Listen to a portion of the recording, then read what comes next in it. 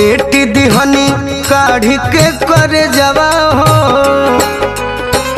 बेटी दिहनी काढ़ी के करे जवा हो, दहे जवा अब कलेब समधी जी।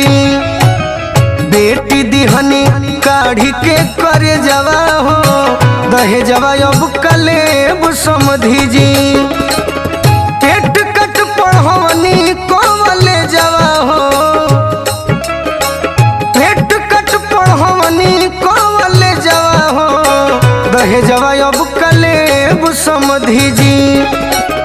बेटी दिहनी काढ़ी के करे जवा हो, दहे जवा अब कलेब समधी जी।